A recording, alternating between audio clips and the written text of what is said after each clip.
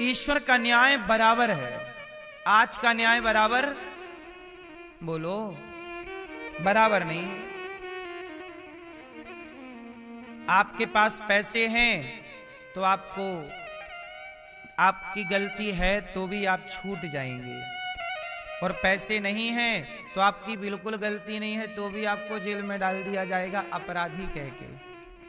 बोलो हाँ।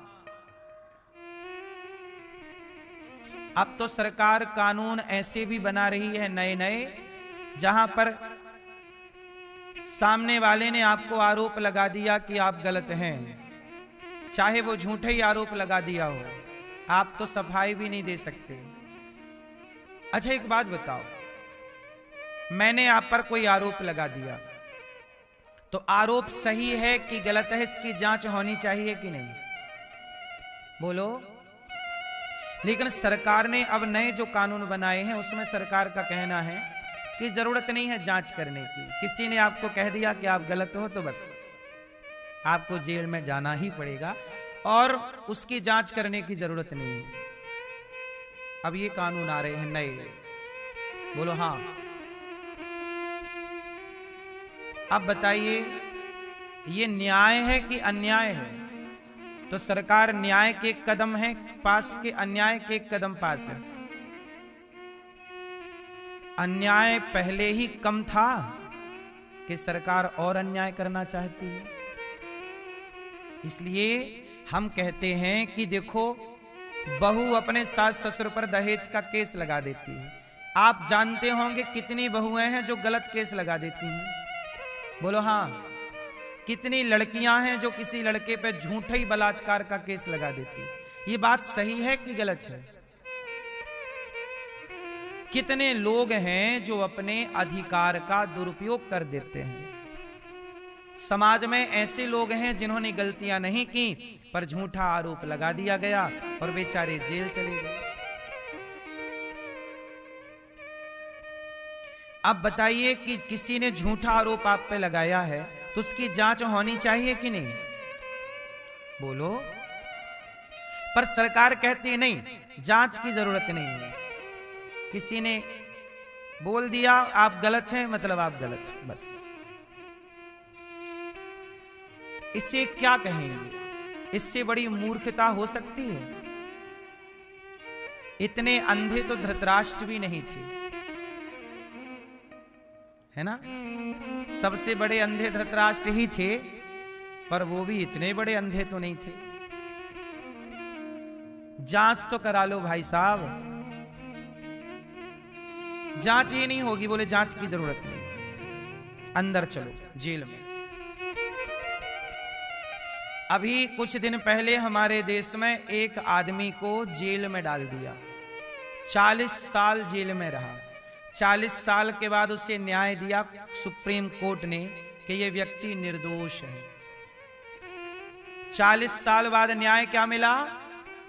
निर्दोष है। और आरोप क्या था? 100 रुपए की धोखाधड़ी। कितने रुपए की? 100 रुपए की। वो राज परिवहन बस नहीं चलती थी सरकारी, पहले सरकारी बस, उस सरकारी बस का कंडक्टर था। 100 रुपए का उस पर घूस लेने का या टिकट ना काटकर चढ़ा लेने का यात्री को आरोप था। उस 100 रुपए के केस में 40 साल लग गए न्याय देने में। और न्याय जब मिला तो क्या मिला कि ये आदमी निर्दोष था। इसने कोई ऐसी बात कही नहीं, किसी ने झूठा ही आरोप लगा दिया। तो किसी के झूठा कहने से सरकार ने जांच नहीं की कि वो सही बोल रहा कि गलत। वो जेल में 40 साल। अब बताइए, ये न्याय है? ये है नेताओं का न्याय?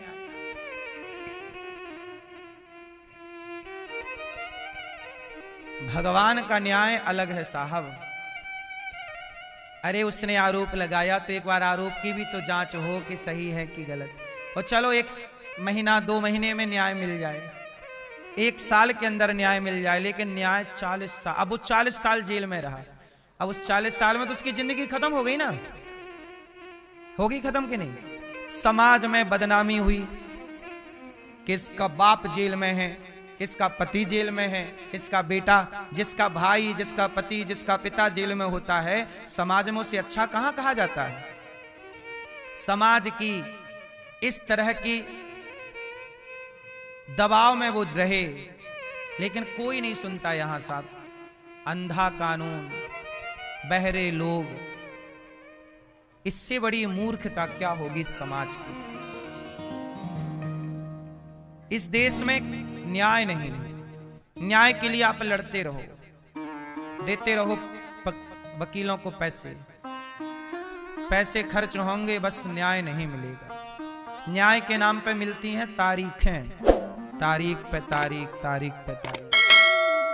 तारीख क्यों मिलती है हमारे यहाँ? क्योंकि तारीखों पे हमारे यहाँ ना एडवोकेटों की फीस चलती है। जल्दी न्याय हो जाएगा तो एडवोकेट को पैसा कौन देगा, इसलिए लंबा लटकाते हैं केस, ताकि जितना लंबा रहेगा हर बार में 1000, 2000, 5000 चित्त है।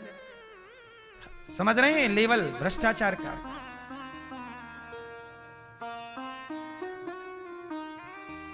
सरकारें गूंगी, सबको पता है सब कुछ, पर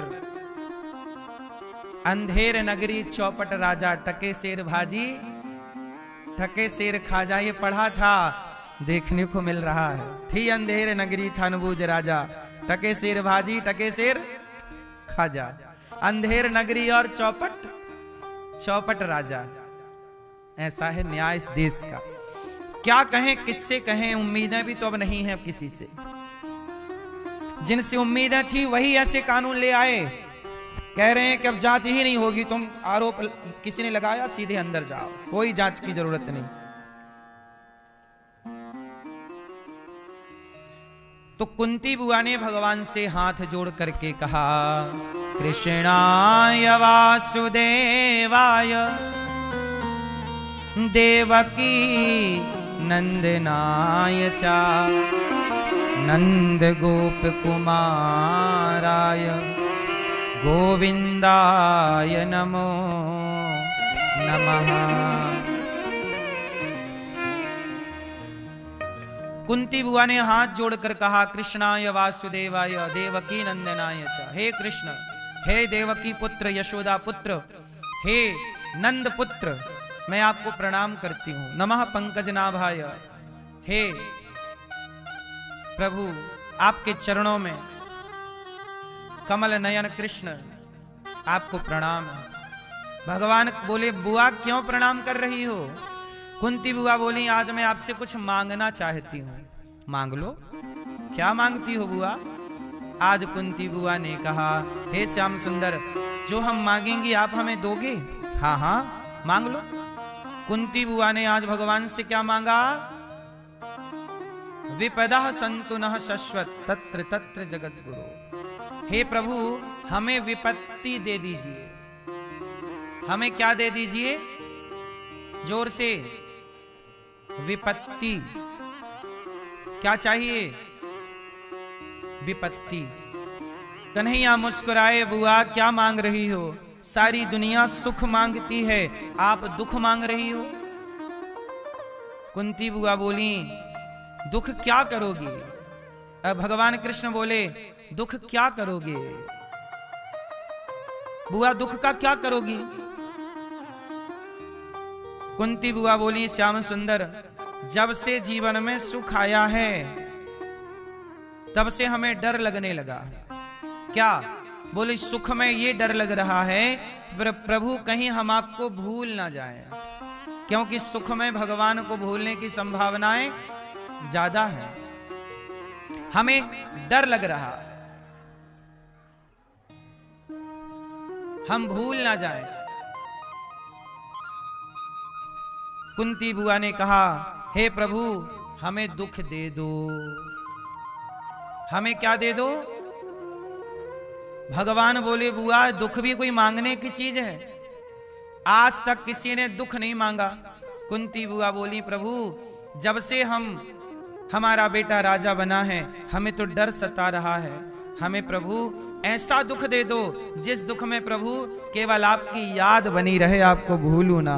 हे नाथ, मैं आपको कभी भूलू नहीं। भगवान को मैं भूल जाऊं तो ऐसे सुख का क्या करूंगा जिस सुख में हम भगवान को भूले बैठे हों। बढ़िया तो वो दुख है जो भगवान की याद तो दिलाता है। बोलो हाँ, भगवान की क्या दिलाता है? याद। दुखों से अगर चोट खाई ना होती तो कन्हैया तेरी याद हमें आई ना होती। दुख बहुत अच्छी चीज, दुख अच्छे हैं कि बुरे हैं, मैं ये नहीं कहता कि दुख अच्छा है कि बुरा है। मैं ये कहता हूं कि ऐसा सुख बिल्कुल अच्छा नहीं है जो सुख हमें भगवान से दूर कर दे। दुख ही अच्छा, ऐसा दुख भी अच्छा जो भगवान के पास ले जा करके खड़ा कर दे। कुंती बुआ बोली, जब जब जीवन में दुख आया तो आपकी याद ज्यादा आई। अब सुख आ गया तो डर रही हूं कि कहीं मैं आपको भूल ना जाऊं। दुख आया, अच्छा एक बात समझो, हमारे देश के साधु संत सब छोड़ के फटे चीथड़े कपड़े पहन के काहे घूमते रहते हैं? ऐसा है कि संत लोग भ्रमण करते रहते हैं, कभी इस पेड़ के नीचे बैठे हैं, कभी उस पेड़ के नीचे। क्यों?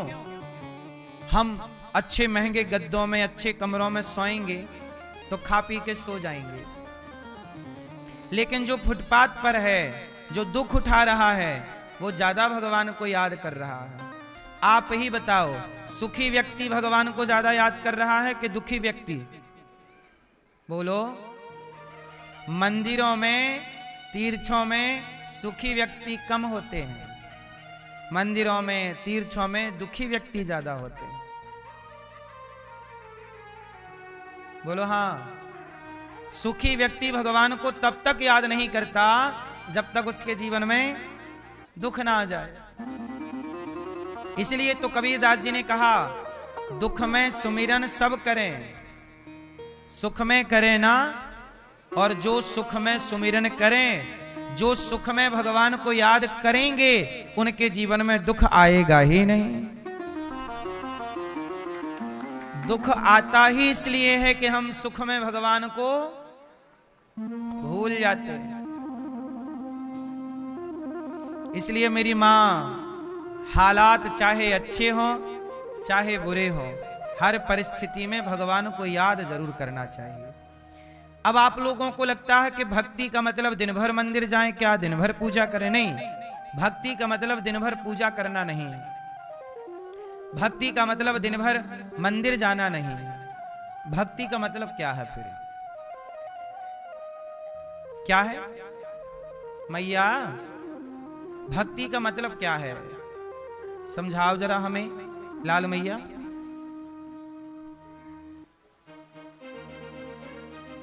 मैया, चश्मा वाली मैया पीछे बताओ, भक्ति का मतलब क्या है? क्या है मेरी मां? क्या है? सुनो, भक्ति का मतलब है कि हम मंदिर ही जाएं तो भक्ति कहलाएगी ना। आपको समय मिले तो मंदिर जाया करो, समय ना मिले तो मंदिर जाने की जरूरत नहीं है। समय मिले तो पूजा कर लो, भगवान को स्नान करा दो, प्रणाम कर लो। समय नहीं मिला तो कोई बात नहीं, दूर से हाथ ही जोड़ लो। लेकिन भक्ति क्या है फिर?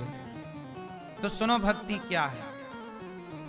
भक्ति का अर्थ है कि ईमानदारी से अपने कार्य को करना। जैसे आप किसान हैं, ईमानदारी से आप किसानी कीजिए, ईमानदारी से अपना कार्य करिए और काम करते हुए भगवान को याद करते रहिए। काम छोड़ के माला जपने की जरूरत नहीं है, काम करते हुए नाम जपो। ठीक है, ये भक्ति है। भक्ति क्या है? अब पत्नी कर रही है भक्ति, और पति बुला रहा है, सुनो जरा यहाँ आओ।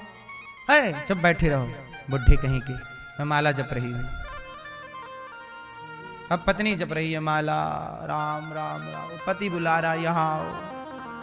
अब पत्नी बोली मैं माला जप रही हूं। अब पत्नी को लग रहा कि मैं भक्ति कर रही हूं।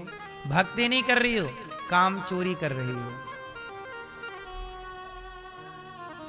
ये काम चोरी है। अब पति पति लोग, बाप बुला रहा है पुरुष को, पति को, ए भैया बेटा, माँ बुला रही है, बेटा दवाई नहीं है, ये दवाई लेते आना है। माँ, इतनी महंगी दवाई,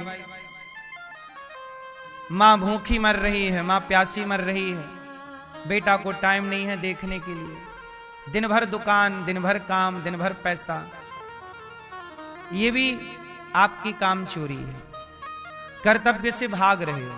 अब आप कितने भी तीर्थ कर लो, इसलिए हम कहते हैं मंदिर मत जाओ, तीर्थ भी मत जाओ, जरूरी नहीं है, समय होए तो जाओ, लेकिन तुम्हें जो जिम्मेदारी विधाता ने दे रखी है, अपने कर्तव्यों को ईमानदारी से तो कर लो। आप डॉक्टर हैं, ईमानदारी से मरीजों की सेवा करो, यही आपकी भक्ति है। उसको बचाने का प्रयास करो।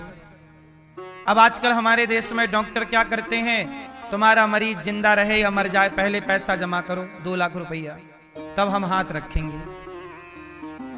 क्यों? ऐसी है ना, अमेरिका में कोई भी व्यक्ति बीमार हो तो पहले उसका इलाज किया जाता है, और हमारे देश में कोई व्यक्ति बीमार हो तो पहले पैसे गिने जाते हैं, पैसे लाओ फिर हाथ लगाएंगे। क्यों जी, ये बात सही है कि गलत है? बिना पैसे जमा कराए हमारे देश के हॉस्पिटलों में इलाज भी चालू नहीं होता, चाहे मरीज इलाज के अभाव में मर जाए। ये बात सही है कि गलत है? लेकिन अमेरिका में ऐसा नहीं है। अमेरिका में कोई भी यदि सड़क में मिल गया या कहीं भी, तुरंत उसे हॉस्पिटल और उचित इलाज, और इलाज होने के बाद उससे पैसे लिए जाएंगे। और पैसे नहीं है, माना कि किसी के इलाज में 10 लाख लग गए और पता चला ये तो बहुत गरीब आदमी है, तो फिर उसका इलाज फ्री होगा। यदि वो देने योग्य है तो लिया जाएगा, और देने योग्य नहीं है तो। लेकिन हमारे यहां यदि आप गरीब हैं तो आप अपना इलाज नहीं करा सकते, आपको फिर मरना ही होगा। क्यों जी, हमारे देश का है हिसाब किताब के नहीं? बोलो हाँ, ये हमारे देश की व्यवस्था है। अब ट्रंप आंखें काहे दिखाता रहता है, अमेरिका का राष्ट्रपति? क्योंकि उनके देश में जो व्यवस्थाएं हैं, वो व्यवस्थाएं यहां होने में अभी 200 साल लगेगा। बोलो हाँ। हम भारत के लोग अमेरिका से सैकड़ों साल पीछे हैं। अब पीछे किसमें है? अब देख लो पीछे कहां है। हमारे यहां कोई बीमार पड़ जाए तो पहले हॉस्पिटलों में पैसा मांगते हैं, वहां कोई बीमार पड़ जाए तो पहले इलाज करते हैं। अब देखो पीछे है कि नहीं हमारा देश? केवल व्यवस्थाओं में नहीं, विचारों में भी पीछे है। बोलो हाँ या ना? आप अच्छे से हाँ भी तो नहीं बोलते।